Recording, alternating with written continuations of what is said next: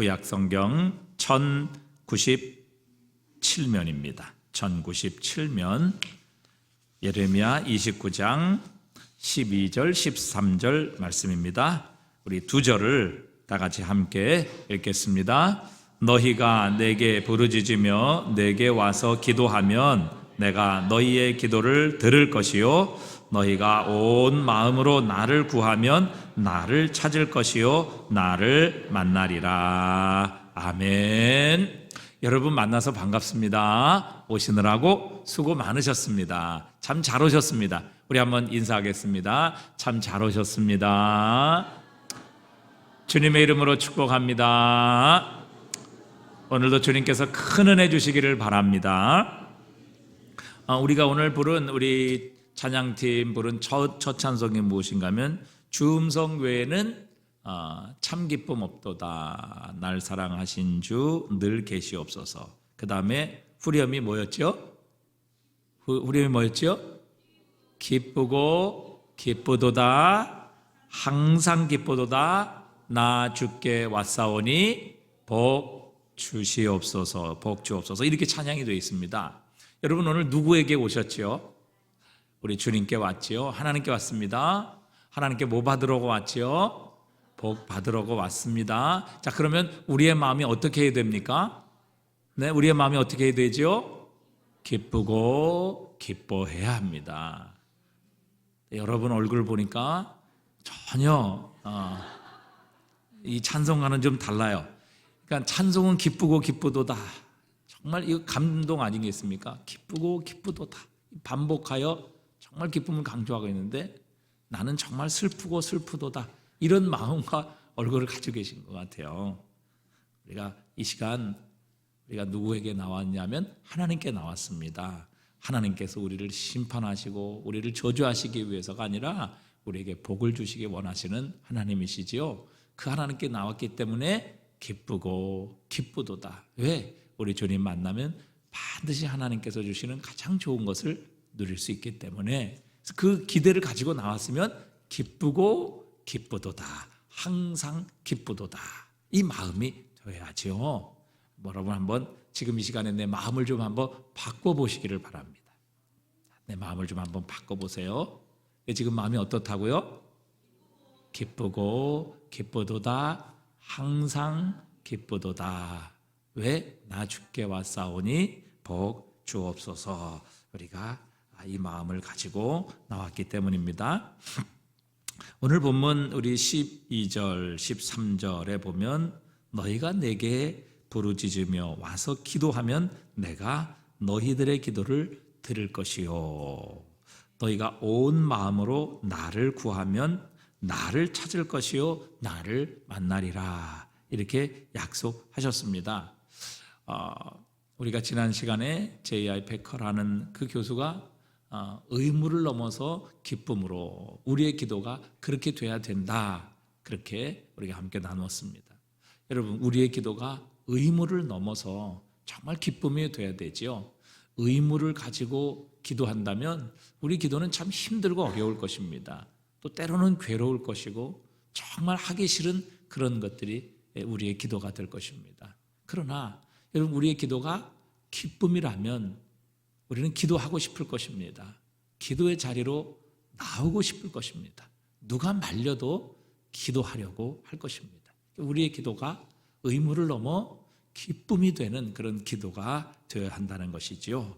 자, 그러면 우리 오늘 어떻게 하면 우리의 기도가 이 의무를 넘어 정말 기쁨의 시간이 될 수 있을까? 정말 기도하고 싶고 기도하면 우리의 심령에 하나님의 기쁨이 넘치고 세상에 줄 수 없는 기쁨으로 우리의 마음이 채워질 수 있을까? 어떻게 우리의 기도가 의무를 넘어 기쁨이 될 수 있을까 하는 것을 우리가 두 번째 시간으로 한번 살펴보려고 합니다.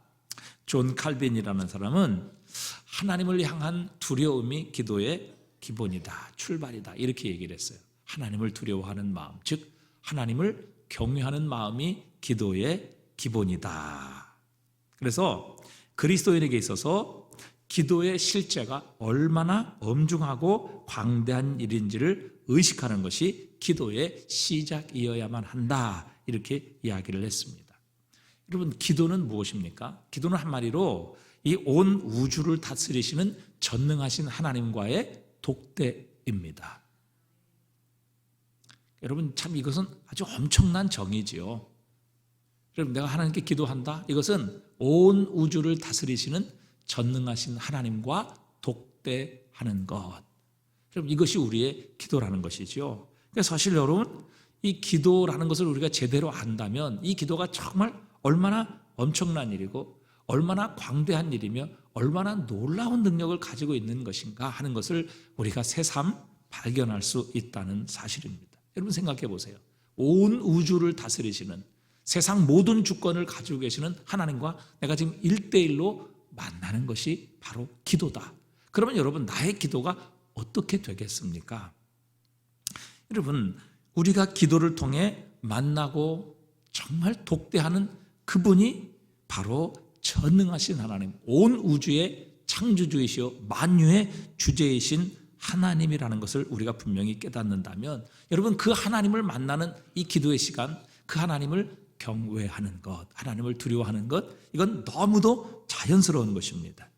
오히려 하나님께 기도하며 하나님을 경외하지 않는다, 하나님과 독대하는 시간을 가지면서 하나님에 대한 두려움이 없다, 이것은 다른 표현으로 하면 그분은 하나님을 만나지 못했다, 이렇게 표현할 수 있을 것입니다. 하나님이 누구이신지 알고 그분을 정말 만났는데 그 하나님을 경외하는 마음이 없다, 이건 그분은 하나님을 못 만난 것이죠. 하나님이 누구이신지 모르는 겁니다. 그래서 여러분, 우리가 하나님을 만나는 이 기도의 시간이 하나님을 경외하는 시간, 정말 하나님을 두려워하는 시간, 그리고 하나님을 하나님으로 인정하는 시간이라는 것을 깨닫게 될 때, 여러분, 우리의 기도는 얼마나 이게 엄숙한 시간인지 알 수 없습니다. 얼마나 놀랍고 위대한 시간인지 알 수 없습니다.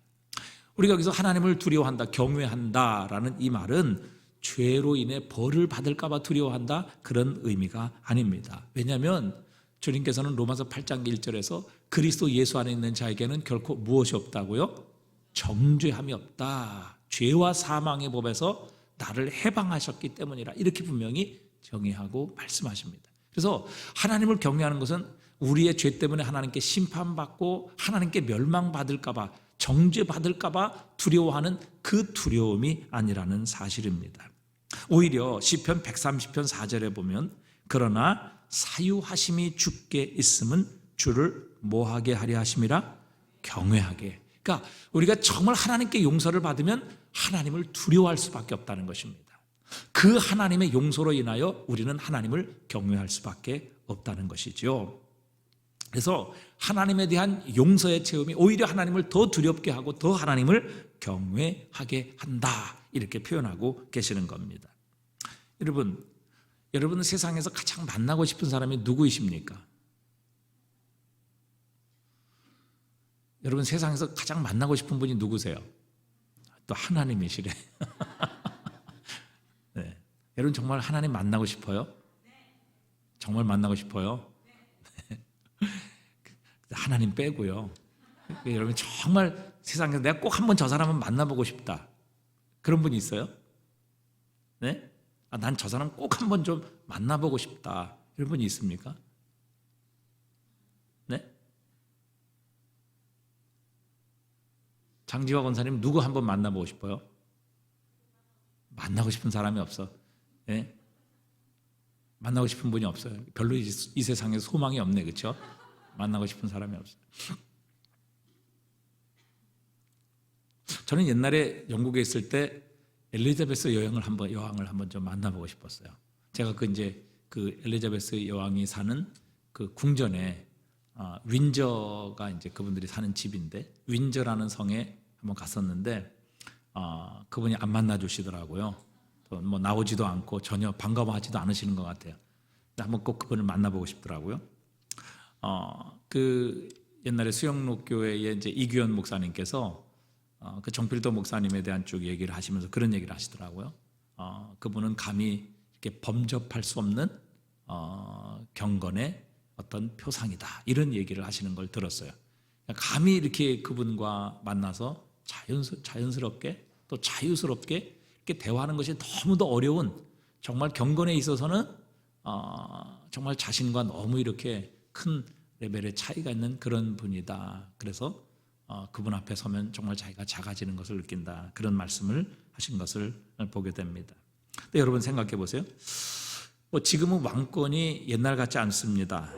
두려운 존재가 아닐지 모르죠. 그러나 영국의 그 엘리자베스 여왕 이런 사람과 여러분이 딱 1대1로 독대를 한다라고 생각을 해보십시오. 그분이 나에게 손을 내밀어서 악수를 청하고 또 함께 1대1로 만나서 한번 이야기를 한다.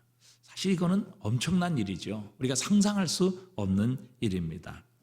그처럼 우리가 정말 만나고 싶은 대단한 존재를 실제적으로 만난다는 것은 우리가 잘 실감을 할 수 없습니다. 그래서 진짜 그런 사람을 한번 만나게 되면 우리가 그 앞에서 제대로 말을 못하게 되는 것이죠. 당황해서 몸이 떨리고 진땀이 납니다. 또 무슨 말을 해야 되겠는데 숨이 막혀서 제대로 우리가 혀가 움직이지 않죠. 화를 입을까 또 벌을 받을까 두려워하는 것이 아닙니다. 정말 사랑하고 존경하는 상대에게 어리석은 짓을 하거나 혹은 그 상황에 어울리지 않는 말을 그저 불쑥 내뱉을까 봐 진심으로 염려하고 겁을 내는 상태, 이런 것을 두려움이라 혹은 경외라 이렇게 표현할 수 있습니다. 위대한 사람을 이렇게 가까이서 보면 두려운 측면이 내재되어 있습니다. 베드로는 밤새도록 고기를 잡았지만 예수님께서 오셔서 깊은 데로 가서 그물을 내리라는 말씀을 듣고 순종했을 때 그물이 찢어지도록 물고기를 잡게 되죠. 그때 베드로는 주님 앞에 이렇게 고백을 하죠. 누가복음 5장 8절에 보니까 시몬 베드로가 이를 보고 예수의 무릎 아래 엎드려 이르되 주여 나를 떠나소서 나는 죄인이로소이다. 지금 배에 같이 타고 있는 상황이거든요. 예수님과. 예수님 말씀을 듣고 예수님께서 자기 배에서 설교를 하시고 예수님께서 베드로에게 같은 지금 배를 타신 베드로에게 깊은 데로 가서 그물을 던져라. 예수님과 함께 지금 배를 타고 나갔다고요. 아침에 그물을 다 씻었는데 그래서 주님께 밤새도록 내가 물고기를 잡았지만 한 마리도 못 잡았습니다. 그러나 말씀에 의지하여 그물을 내리리이다. 그리고 이제 그물을 내렸거든요. 그랬더니 지금까지 밤이 새도록 그곳에서 물고기를 잡았는데 한 마리도 못 잡았어요. 근데 예수님께서 말씀하신 그 말씀대로 순종했더니 그물이 찢어지도록 물고기를 잡아서 자기 배뿐만 아니라 동료의 배까지도 가득 채워서 배가 가라앉을 그런 지경에까지 이르게 되었습니다.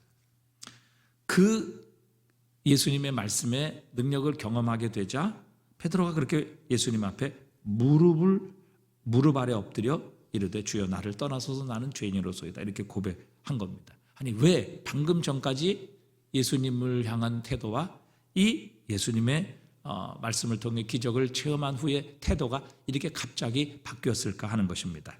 그래서 이전에 베드로는 예수님을 그냥 랍비 혹은 훌륭한 선생님 이 정도로 생각을 했습니다. 그러나 예수님의 그 능력을 체험한 후에 더 이상 베드로에게 예수님은 그냥 랍비나 훌륭한 선생님이 아니셨죠. 그분은 천지 만물을 창조하시고 움직이시고 다스리시는 하나님이시라는 것을 베드로가 비로소 눈을 떠 보게 된 것입니다. 세상의 만물, 심지어 물고기조차도 오라고 하시면 오고 가라고 하면 가는 천지의 주제이신 그 모든 것의 주권과 능력을 가지고 계시는 하나님이심임을 바로 그의 능력을 통해서 베드로가 친히 보게 된 것입니다.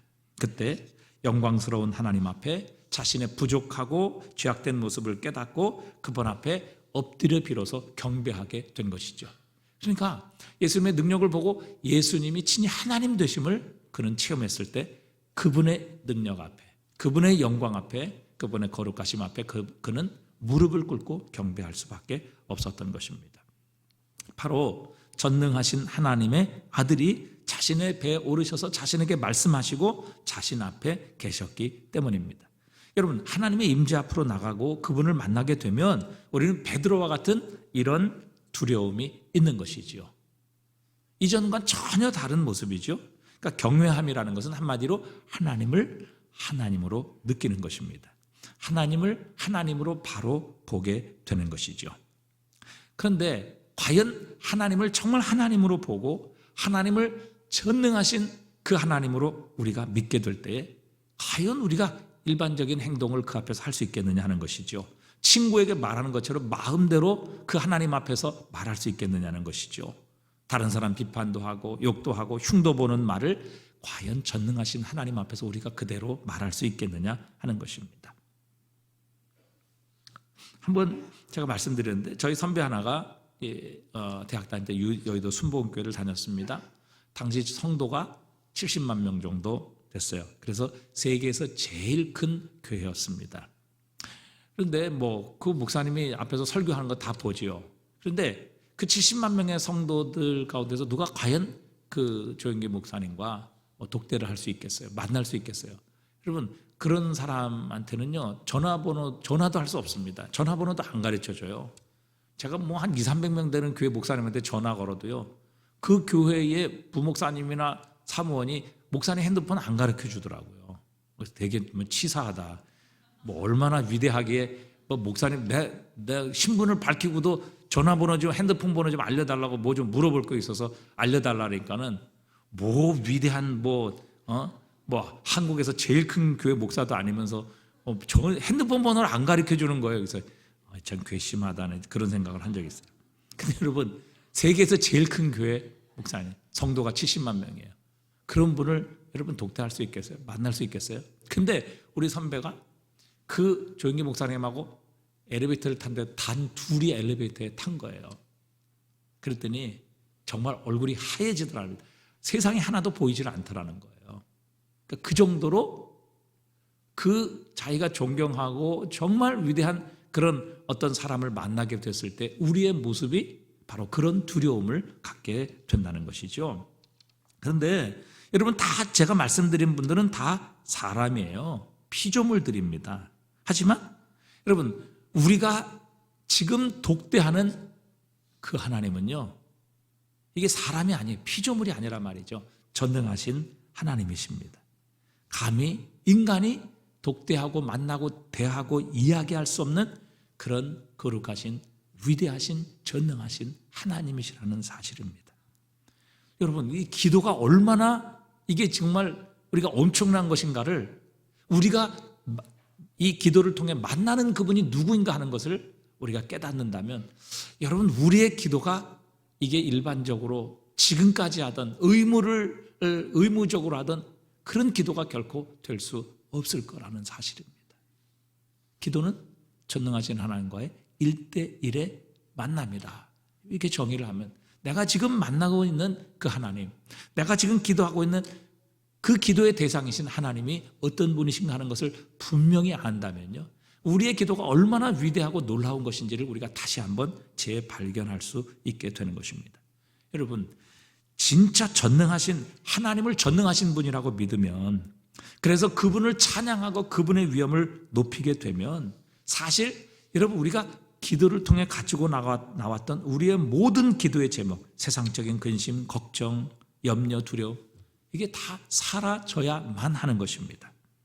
여러분, 우리가 하나님 앞에 나왔는데, 그분과 지금 1대1로 만나고 있는데, 여전히 우리가 가지고 있는 세상의 근심, 걱정, 염려, 이 문제들로 인하여 우리가 여전히 이 근심과 염려를 떨쳐버리지 못하고 하나님과 기도하는 1대1의 그 자리에 여전히 그것을 가지고 있다면, 이거는 우리가 하나님을 무시하는 것이죠.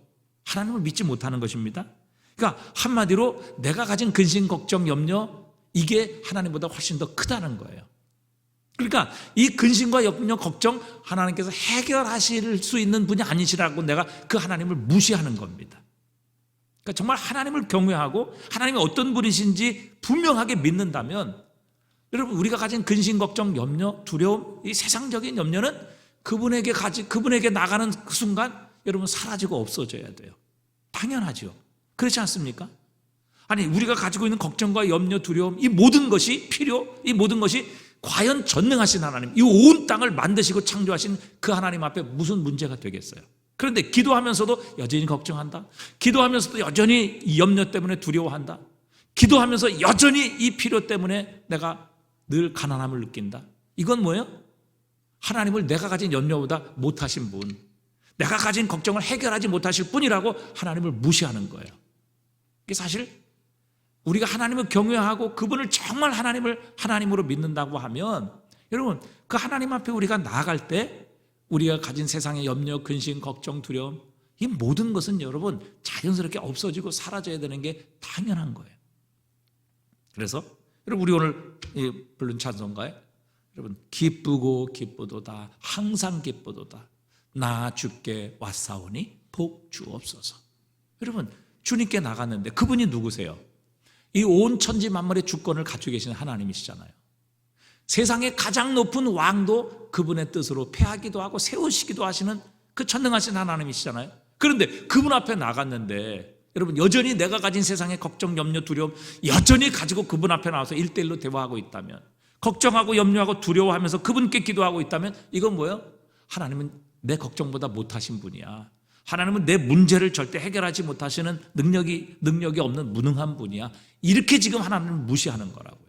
정말 우리가 하나님을 믿고 그 하나님이 어떤 분이신지를 알고 경외하는 마음으로 하나님께 나간다면요, 그 하나님께 나가는 순간 우리가 가진 모든 염려, 걱정, 두려움, 불안, 이 모든 것들은 다 사라지고 없어져야 됩니다. 이게 기도하는 사람들에게 주시는 하나님의 놀라운 특권과 축복이에요. 여러분 세상의 두려움과 문제들, 염려, 전능하신 하나님 앞에 그게 무슨 문제가 되겠어요? 그게 무슨 하나님께 염려가 되겠어요? 그게 무슨 하나님께 걱정거리가 되겠어요? 하나님은 입김 한 번 무시면 이 온 우주 세계를 바꾸실 수 있는 하나님이시고, 말씀 한마디로 여러분 세상을 다 창조하신 하나님 앞에 여러분 우리가 지금 세상에 가지고 있는 이 염려와 걱정, 두려움 이게 무슨 문제가 되겠느냐고요. 그럼에도 불구하고 여전히 그 하나님 앞에 나가면서 이 문제와 근심, 걱정으로 인하여 두려워하고 염려한다면 여러분 우리가 근심과 걱정보다 하나님을 훨씬 더 못한 분으로 그렇게 인정을 하는 겁니다. 그러니까 우리가 정말 하나님을 경외하고 그분이 어떤 분이신지를 믿고 그분 앞에 나간다면요, 기쁘고 기쁘도다 항상 기쁘도다. 여러분 이것이 우리의 고백이 돼야 돼요. 될 수밖에 없는 거예요. 왜? 그분 앞에 우리가 가진 염려, 걱정, 가난, 문제, 우리가 신경 써야 될 것, 이게 무슨 문제가 되겠습니까? 이게 정말 우리 하나님을 경외함으로 나갈 때, 그리고 하나님을 찬양하고 영광을 돌린다면 우리가 하나님께 가지고 나온 문제, 하나님 앞에 이렇게 기도할 필요도 기도할 필요조차 없는 그런 문제가 되는 거예요. 왜? 그게 하나님께 무슨 문제가 돼요? 하나님 그거 왜 모르시겠어요? 그거 왜 해결하시지 못하겠어요? 여전히 내가 그것을 두려워하고 염려하고 있다는 것은 하나님을 하나님으로 내가 인정하지 않고 있다는 것이죠. 한마디로 하나님에 대한 믿음이 나에게 없는 것입니다. 그러기에 우리의 진정 전능하신 하나님, 온 천지 만물의 주제이고 하시지 못할 일이 없으신 전능하신 앞에 나간다는 것을 우리가 확신하면 여러분 우리의 모든 염려, 두려움, 걱정은 사라져야 당연한 것입니다. 오늘 어떤 문제가 여러분 있으세요? 어떤 걱정거리가 있습니까? 어떤 부족함이 있습니까? 여러분 하나님께서 이거 해결하시지 못하실 것 같아요? 그럼 여러분 하나님이 누구신지 모르는 겁니다. 여전히 하나님과 대화하고 기도한다고 하면서 그것을 여전히 붙잡고 있다면 하나님을 하나님으로 인정하지 않는 거예요. 하나님을 그것보다 더 부족한 분이라고 무시하는 겁니다. 그러나 정말 하나님을 믿는다면 여러분 오늘 우리가 가지고 난 모든 문제는 결코 문제가 될 수 없어요. 하나님보다 더 큰 문제가 어디 있어요? 하나님이 해결하시지 못할 어려움이 어디 있어요? 무에서 유를 창조하신 하나님, 여러분 백살난 아브라함과 사라에게 아이를 주시는 하나님, 처녀에게서 예수님을 잉태하게 하시는 그런 하나님이 여러분 우리가 가진 이 걱정과 문제가 그것보다 더 큽니까? 그것보다 해결할 수 없는 더 어려운 문제예요? 그렇지 않아요. 그럼에도 불구하고 하나님께 나가면서 그것을 붙들고 여전히 걱정하고 염려하고 두려워하고 있다면 여러분 우리 오늘 하나님 앞에 회개해야 합니다. 왜? 하나님은 그것보다 못한 분으로 내가 무시하고 있기 때문에. 그러나 정말 하나님을 믿는다면 우리가 하나님과 1대1의 독대의 시간으로 나가는 이 기도의 시간을 통해서 여러분 이 모든 문제는 사라져야 합니다. 없어져야 합니다. 떠나가야 합니다. 깨끗해져야 합니다. 그리고 기쁘고 기쁘도다 항상 기쁘도다. 왜? 하나님께서 해결하시지 못할 문제가 없기 때문에, 하나님께서 주시지 못할 것이 없기 때문에, 하나님께서 열지 못할 문이 없으시기 때문에 그 믿음을 가지고 나가게 될 때 여러분 우리는 그 하나님의 임재 앞에서 우리의 모든 걱정과 염려, 두려움이 다 떨어져 나가게 하시는 것입니다. 여러분 하나님을 경외하는 자에게 하나님이 가까이 찾아와 주시는 복을 주시는 분이십니다.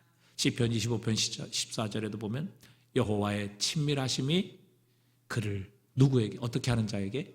경외하는 자에게 경외하는 자에게 있으며 그의 언약을 그에게 보이시리로다 말씀하셨어요. 하나님을 경외하는 자를 하나님이 가까이 해주신다, 그렇게 말씀하셨어요. 여러분, 하나님과 친밀한 자, 하나님과 아주 가까운 자에게 무엇이 부족하겠습니까? 여러분, 하나님이 친히 우리 아버지가 되어주시는데 그 아버지의 아들인 우리가 과연 무엇이 부족하고 무엇이 없어서 여러분 이 세상에서 걱정하고 염려하고 근심하겠습니까? 여러분, 하나님이 아주 친밀하게 가까이 계시는 자가 무엇을 두려워하겠습니까? 여러분, 그러기에 하나님을 경외하는 자에게는 세상에 줄 수 없는 기쁨이 있습니다. 왜? 무엇을 두려워하고 무엇을 염려하고 무엇을 걱정하겠어요? 왜? 하나님이 친밀하게 여겨주시는 사람인데. 그래서 우리가 기도를 통해 하나님을 경외하게 될 때 이 충만한 기쁨, 넘치는 기쁨으로 하나님께서 우리의 마음과 생각을 채워주시는 것이지요. 또 하나님을 경외하는 자에게는요, 하나님이 부족함이 없게 채우십니다. 시편 34편 9절에도 보면 너희 성도들아 여호와를 경외하라. 여호와를 경외하는 자는 부족함이 없으리로다. 젊은 사자는 궁핍하여 줄일지라도 여호와를 찾는 자는 모든 좋은 것에 부족함이 없으리로다 약속하셨어요. 하나님을 경외하는 자 하나님이 부족함이 없게 하시겠다 약속하셨어요. 젊은 사자는 굶주리는 일이 있을지라도, 이 반어법이죠. 젊은 사자가 어찌 굶주리는 일이 있어요? 그런 일이 있을 수 없지만 하나님을 경외하는 자에게는 정말 부족함이 있는 일은 불가능하다, 그렇게 주님께서 우리에게 확신을 주시는 겁니다. 그래서 여러분, 우리가 오늘 기도할 때도 내가 누구와 지금 1대1로 대면하고 있는가 하는 것을 분명히 깨닫게 되면 이 기도의 시간을 통해서 우리의 모든 염려, 두려움, 걱정 다 우리가 사라지고 없어지고 털어버리게 될 것이며 기쁘고 기쁘도다, 항상 기쁘도다, 나 주께 왔사오니 복 주옵소서, 이렇게 하나님께 기도할 수 있을 것입니다. 자, 두 번째, 여러분, 이렇게 하나님을 경외하는 자는 당연히 자신이 겸손해질 수밖에 없습니다. 그리고 이 겸손은 우리를 기도하게 만드는 요소임과 동시에 기도의 열매이기도 합니다. 이 말이 무슨 말인가 하면, 여러분, 겸손은 우리를 하나님께 기도하도록 인도하며 겸손은 또 기도의 결과이기도 하다, 이 말이에요. 여러분, 겸손하다는 말이 뭐예요? 나는 없다는 것을 아는 것이 겸손이죠. 그래서 우리는 겸손할 때 내가 힘이 없다는 것을 인정하고 압니다. 겸손할 때 나에게 능력이 없다는 것을 알고, 겸손할 때 나에게 재물이 없으며, 겸손할 때 지혜가 없고, 겸손할 때 나에게 의로움이 없다는 것을 깨닫게 되고 인정하는 것이죠. 이게 겸손입니다. 여러분, 누가 기도할까요? 누가 하나님 앞에 나가서 간구할까요? 여러분, 가진 자가, 여러분, 자신이 모든 것을 가졌다고 하는 자가, 나는 스스로 의롭다 하는 자가, 나는 똑똑하고 지혜롭다고 하는 자가 과연 하나님께 나갈까요? 그래서 하나님께 무엇인가를 요구하고 하나님을 사모할까요? 그렇지 않아요. 그러니까 여러분, 겸손하면 이 겸손이요, 우리를 하나님께로 인도합니다. 왜? 없기 때문에, 부족하기 때문에, 가진 것이 없기 때문에, 나는 지혜도 없기 때문에 하나님께 우리를 나가게 만드는 것이죠. 야고보서에도 지혜가 부족하냐? 후히 주시고 꾸짖지 아니하시는 하나님께 구하라. 그리하면 주시리라. 지혜가 난 충분하다, 난 모든 걸 알고 있어, 이런 사람이 여러분 하나님께 나가 기도하겠습니까? 여러분, 겸손은 우리로 하나님께로 인도하는, 우리를 기도하게 만드는 길로 나가도록 할 뿐만 아니라, 여러분, 기도해서 살아계시는 전능하신 하나님을 만나게 되면 여러분, 우리가 어찌 교만할 수 있겠어요? 어찌 과연 교만할 수 있겠습니까? 그러니까 겸손은 기도하게 하는 원인임과 동시에 기도의 결과이기도 하다라는 것입니다. 그래서 기도는 우리를 하나님의 임재 앞으로 데려갑니다. 우리가 하나님의 임재 앞에 설 때 어떤 모습으로 드러나겠습니까? 우리 인간의 결점이 여실하게 드러나는 현장이 바로 하나님의 임재 앞이죠. 우리의 죄가 드러날 것이고, 연약함, 그리고 우리의 가난함, 부족함이 적나라하게 드러나는 바로 그 순간이 어딘가면 하나님의 임재 앞에 설 때입니다. 그분의 빛 앞에 설 때 우리의 모든 것이 드러나게 되죠. 그렇게 될 때 우리는 뭐예요? 참 내가 가난하구나, 내가 가진 것이 없구나, 내가 참 부족하구나, 내가 정말 하나님께 용서가 필요한 죄인이구나 라는 것을 깨닫고, 우리는 하나님의 은혜를, 하나님의 용서하심을, 하나님의 풍성하심을, 하나님의 지혜 주심을 갈망하고 사모하게 되는 겁니다. 그래서 겸손이 우리를 하나님께로 인도하는 원인이에요. 우리의 가난, 결핍, 부족함, 이것을 깨달음, 이것이 겸손이죠. 그리고 이 겸손이 우리를 더욱 하나님께로 인도하며 우리로 하여금 하나님을 사모하며 갈망하게 하죠. 그리고 그때 겸손한 자에게 하나님께서 풍성한 은혜로 채우시는 겁니다. 시편 107편 9절에도 보니까 우리 한번 읽어볼까요? 그가 사모하는 영혼에게 무엇을 주세요? 만족을 주시며 어떤 영혼에게? 줄인 영혼에게 좋은 것으로 채워주심이로다. 그랬어요. 그래서 여러분, 사모하는 영혼이 누구예요? 가진 것이 없다고? 나는 가난하다고? 나는 의롭지 못한 죄인이라고 그렇게 깨닫고 인정하는 자가 사모하게 되지요. 찾지 않겠습니까?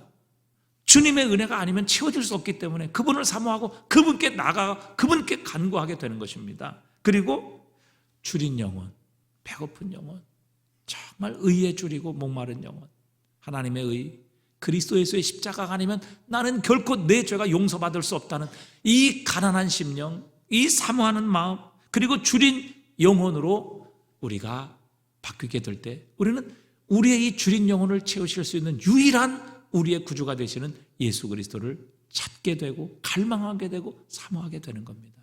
그리고 그렇게 사모하고 찾고 갈망하는 영혼에게 하나님께서 좋은 것을 주시고 또한 하나님께서 만족해 하시리라 분명히 말씀하셨어요.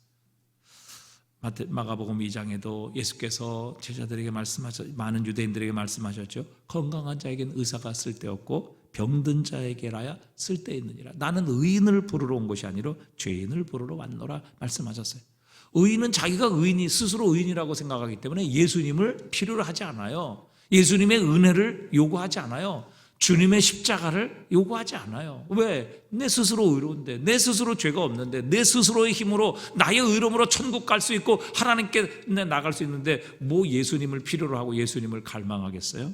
예수님은 그런 자에게 나는 오지 않았다. 그러나 죄인이며 주님의 십자가의 은혜가 아니면 결코 나는 내 죄를 용서받을 수 없고 하나님 앞에 나갈 수 없는 죄인이라는 이런 가난한 심령, 겸손한 마음 갖게 될 때 우리는 결국 예수 그리스도를 의지하게 되고 그 그리스도 예수를 믿고 의지하는 자가 하나님의 구원을 얻게 되는 것이죠. 유대인 그리고 바리새인들, 서기관들, 제사장들이 바로 여기에서 실패하게 된 겁니다. 그들은 영혼의 하나님 앞에 나갈 때 영혼의 가장 좋은 옷을 꺼내 입는, 다시 말해 자신의 경건함을 내보여서 하나님의 마음을 사는 방법으로 하나님께 기도를 하려고 했어요. 그래서 지금도 유대인들을 보면요, 이렇게 호텔 같은 데 가보면 지금도 유대인들은 그 사람들이 보는 앞에서 이렇게 기도합니다. 몸을 흔들고 기도해요. 통곡의 벽 같은 데도 여러분 보시죠. 사람들이 다 이렇게 서서 기도합니다. 막 소리를 지르면서 또 율법을 이렇게 쉐마를 이렇게 읊으면서 그렇게 기도해요. 왜 그렇게 기도해요? 하나님 앞에 자신이 가장 좋은 것을 내보여서 하나님으로부터 어떤 호의를 받으려고 그렇게 하는 거예요. 근데 주님께서 뭐라고 말씀하셨어요? 마태복음 6장 5절에 보니까 너희는 기도할 때 외식하는 자와 같이 하지 말라. 그들은 사람에게 보이려고 회당과 큰 거리 어귀에 서서 기도하기를 좋아하느니라. 내가 진실로 너희에게 이르노니 그들은 자기 상을 이미 받았느니라. 그렇게 말씀하세요. 그러니까 이 사람들의 마음은 어떤 마음입니까? 내 경건한 행위로 내 의로 하나님을 기쁘게 해드릴 수 있거나, 아니면 주님은 경건한 행위를 좋아하시기 때문에 내 기도를 들어주실 것이다 라는 이런 식의 발상을 가지고 사는 사람들이에요. 그래서 여러분, 이 바리새인의 기도와 세리의 기도를 여러분 잘 알고 계시죠? 바리새인이 두 사람이 다 기도하러 갔다고요. 기도하러 갔어요. 그런데 바리새인은 어떻게 기도합니까? 나는 하나님이여, 나는 다른 사람들 토색, 불이, 간음을 하는 자들과 같지 아니하고 이 세리와도 같지 아니함을 감사합니다. 나는 일에 2번씩 금식하고 소득의 11조를 드리나이다. 이렇게 기도했다고요. 이게 뭐예요? 자신의 의로움을 하나님께 나타내는 거예요. 그리고 그렇게 해야 하나님께서 나를 잘 보실 것이고 나에게 은혜를 베푸실 것이다, 이렇게 생각한 것이죠. 그러니까 여러분, 우리가 하나님 앞에 열매 맺는 기도, 응답을 넣는 기쁨을 얻으려면 이 바리새인과 정반대의 마음을 가지고 하나님 앞에 기도해야 된다고 주님은 가르쳐 주세요. 스스로의 허물과 연약함에 무자비하리만큼 우리가 정직해야 돼요. 내가 어떤 존재인가, 내가 얼마나 가난하고 얼마나 하나님 앞에 정말 심판받아 마땅한 죄인인가에 대해서 우리는 정말 무자비하리만큼 정직한 마음, 겸손한 마음을 가져야 된다고요. 얼굴에 가면을 쓰고 허구를 가지고 하나님을 아무리 설득해봐야 하나님 그것을 절대 속지 않아요.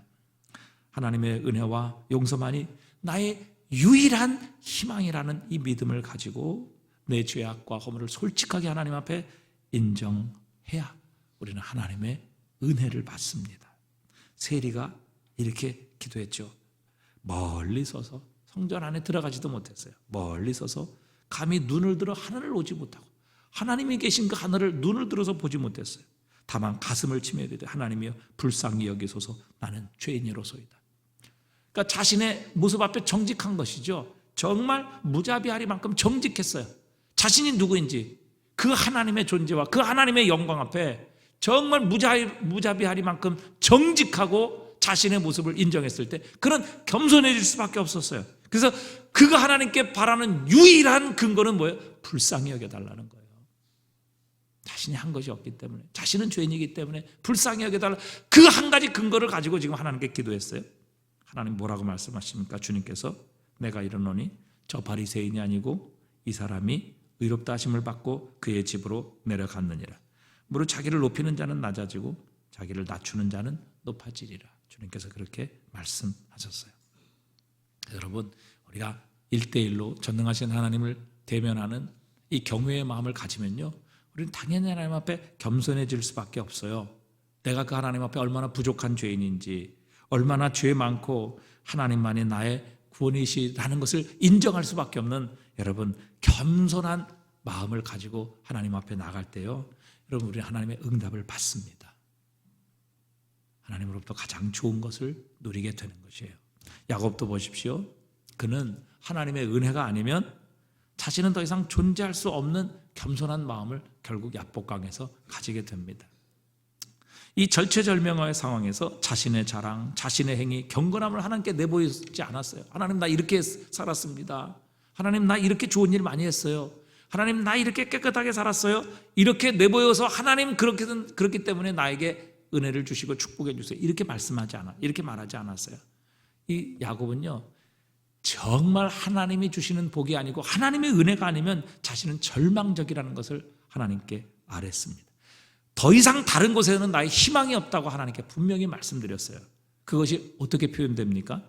창세기 26장 32장 26절에 보니까 그가 이르되 날이 세려하니 나로 가게 하라. 야곱이 이르되 당신이 내게 축복하지 아니하면 가게 하지 아니하겠나이다.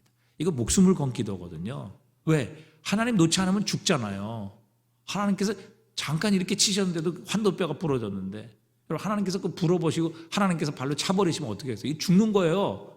그런데도 불구하고 야곱은 뭐예요? 당신이 내게 축복하지 아니하시면 가게 하지 아니하시겠나이다. 이거 목숨을 걸고 기도한 거예요. 왜? 하나님 외에는 자기에게 복이 없기 때문에. 여러분, 이 마음이 결국 하나님의 은혜를, 응답을 받게 했던 것입니다. 수로보니게 여인을 보세요. 그 여인은 자신이 주님의 은혜를 받을 자격이 되지 않는다는 분명한 인식이 있었어요. 겸손했죠. 하지만 개도 주인의 상에서 떨어지는 부스러기를 먹는데 주님, 그 부스러기 은혜라도 주시기를 간절히 사모합니다. 이 겸손한 마음으로 주님 앞에 매달렸지요. 결국 주님께서 이 수로보니게 여인에게 응답해 주셨어요. 여자여, 내 믿음이 크도다. 내 소원대로 되리라. 내 소원대로 되리라. 여러분, 겸손히 하나님 앞에 엎드렸을 때 하나님 외에, 우리 주님 외에 나의 구원은 없습니다. 나의 다른 복은 없습니다. 그렇게 겸손하게 하나님 앞에 기도했을 때 하나님 다 응답해 주셨어요. 그러나 교만한 마음으로 바리새인처럼 기도했을 때 뭐예요? 하나님께서 그를 배척하셨다. 그를 보내셨다. 응답하지 않으셨다고요. 여러분, 우리가 주님을 경외할 때 우리는 자연스럽게 우리의 죄, 우리의 연약함, 부족함을, 없음을 인정하고 겸손하게 하나님만 사모하며 하나님께 가까이 갈 수 있는 것입니다. 다윗이 그렇게 하나님의 사랑받았던 이유 중에 하나가 무엇인가 하면 그는 겸손히 하나님의 복만을 사모했어요. 시편 27편 4절에 보면 여호와께 바라는 한 가지 일, 그 일을 구하리니 내가 곧 여호와의 집에 살며 곧 내가 내 평생에 여호와의 집에 살며 여호와의 아름다움을 사모하며 그의 성전에서 그를 사모하는 것이라. 그렇게 고백했어요. 여러분, 이 다윗이 바란 것은 여러 가지가 아니었어요. 하나님 내 자녀도 잘 되게 해주시고요, 하나님 내 집도 부하게 해주시고, 하나님 나에게 건강도 주시고, 여러 가지가 아니었어요. 다윗이 하나님께 바랐던 일 한 가지, 곧 그것을 구하리니. 내가 나의 평생에 여호와의 집에 살며 그의 아름다우심을 보며 그의 성전에서 사모하는 그것이 다윗이 바랐던 유일한 한 가지 소원이었다고요. 결국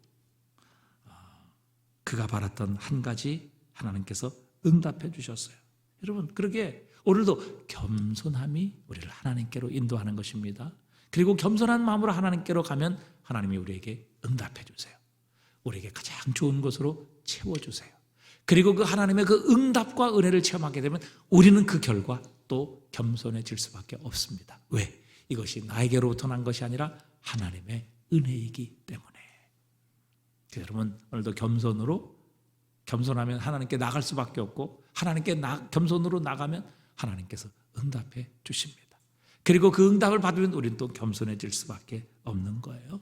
그래서 여러분, 오늘 겸손하게 하나님께 나가면 하나님께서 가장 좋은 것으로 우리의 삶을 채워주실 줄 믿습니다. 응답해 주실 줄 믿습니다. 그렇게 되면요, 기도가 의무가 아니라 기쁨이 되는 거예요. 그 다음에 마지막, 여러분, 우리가 하나님께 기도할 때 믿음과 확고한 소망을 가질 수 있어야 돼요. 그래야 우리의 기도는 결국 기쁨으로 열매가 맺게 되는 것입니다. 자, 누가복음 12장 24절에 보니까요, 이게 말씀하셨어요. 한번 읽어볼까요? 까마귀를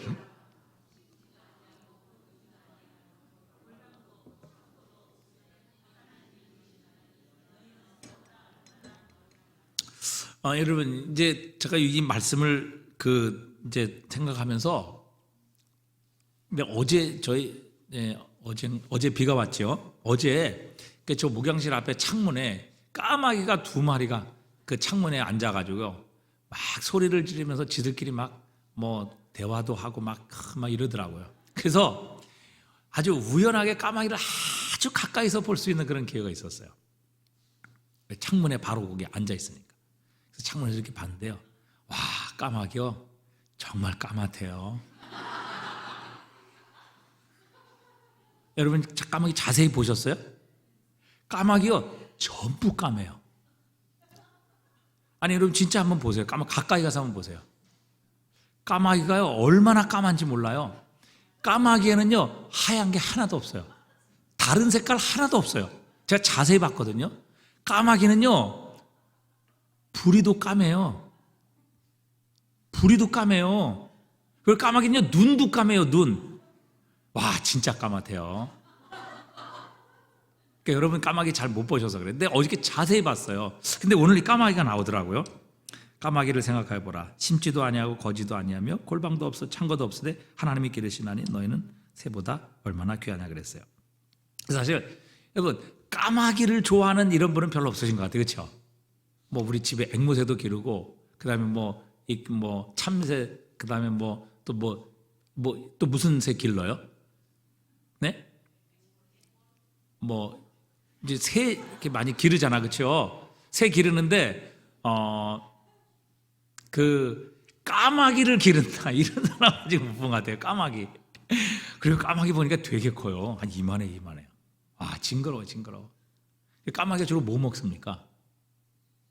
네? 까마귀가 주로 뭐 먹어요? 썩은 거 먹는다고요. 썩은 거.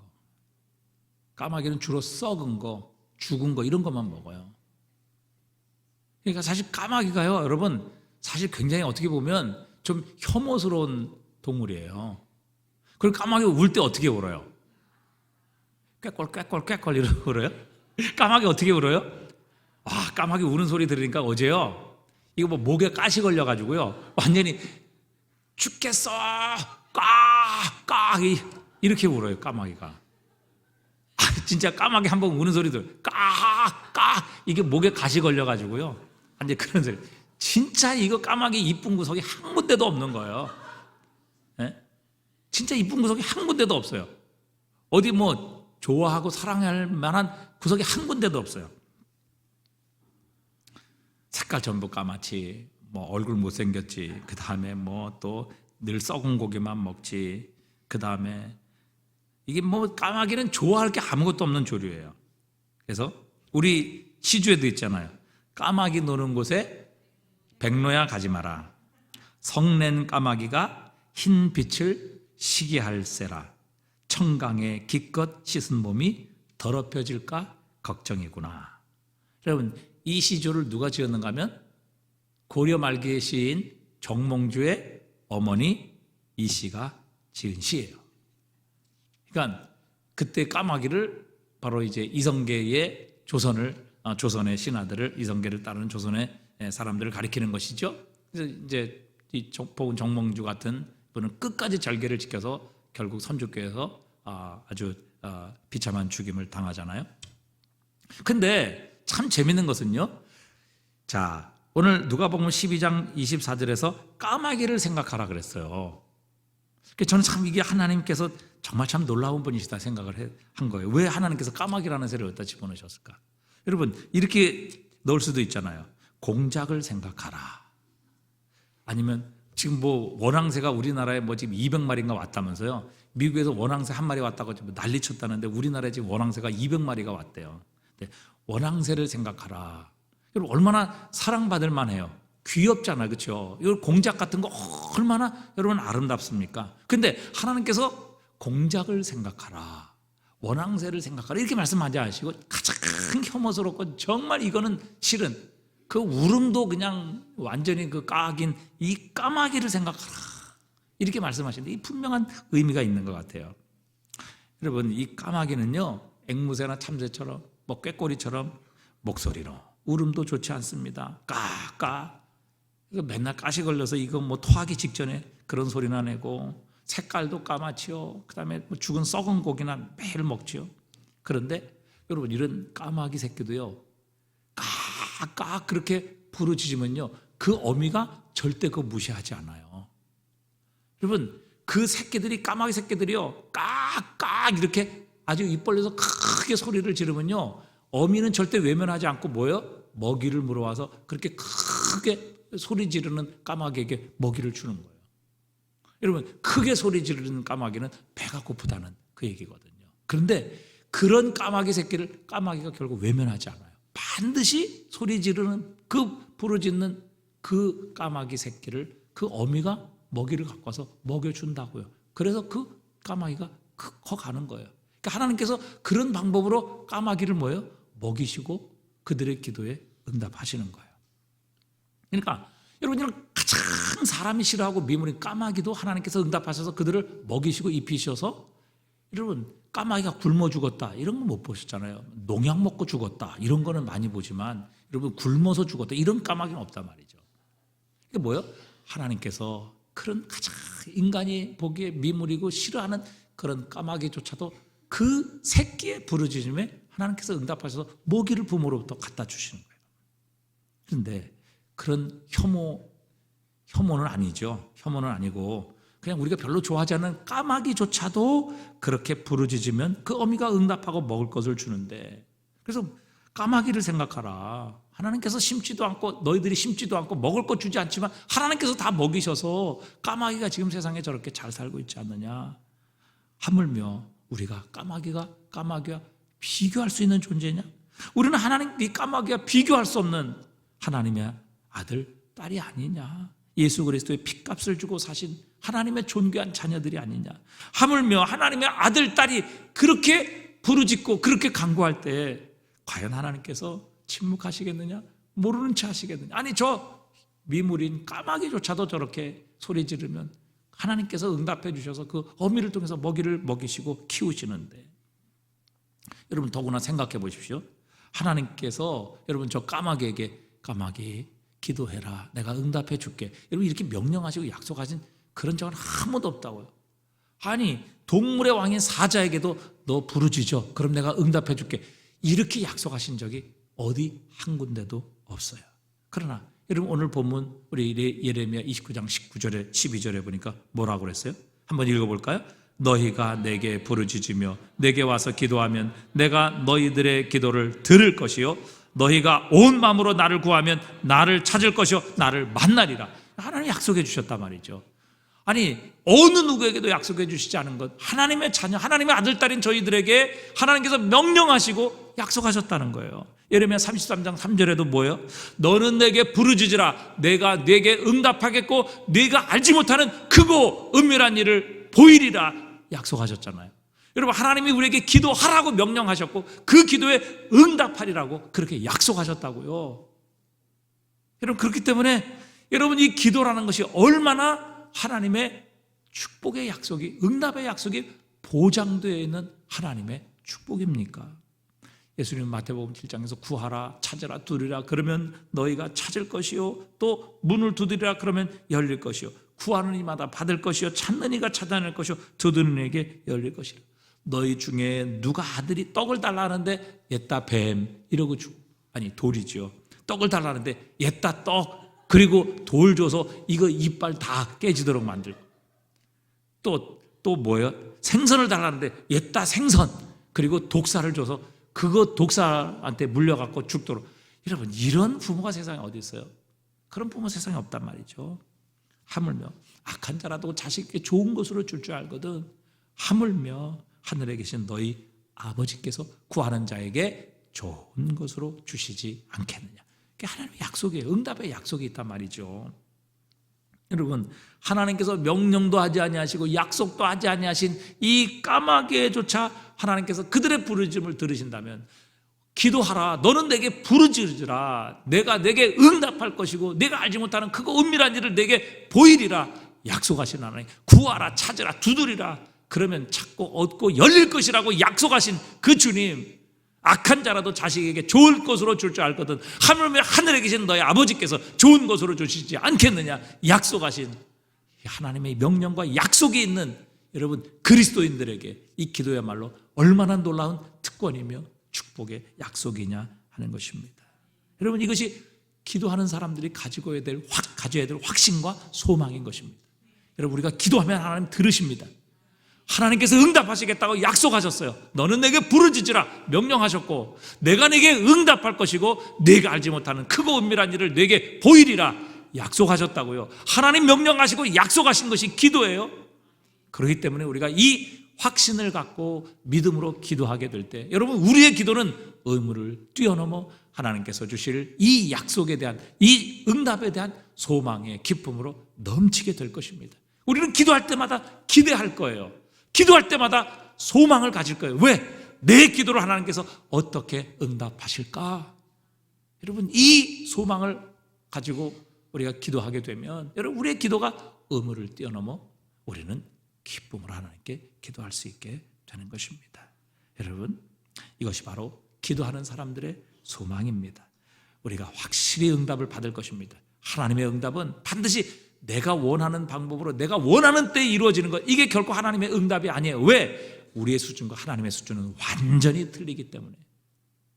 그래서 여러분, 하나님 때로는 노라고도, 왜? 우리에게 해롭기 때문에 노라고도 응답하시고요, 하나님은 때로는 더 좋은 것으로 응답하시기도 하고요, 때로는 하나님께서 잠깐 기다려, 내가 더 성숙하고 잘하면 내가 줄게, 이렇게 하나님께서 응답하시기도 해요. 여러분, 하나님의 응답은 여러 방법을 통해서 응답하세요. 그러나 분명한 사실은 하나님께서 우리의 기도에 응답하시겠다고 약속하셨다는 사실이에요. 이 소망을 확실히 붙들면 여러분, 우리의 기도는 기대와 기쁨으로 넘치게 될 것입니다. 여러분, 이 믿음을 가지고 오늘도 우리의 기도가 의무를 넘어 기쁨으로 하나님께 드리는 기도가 될 수 있기를 주님의 이름으로 축복합니다.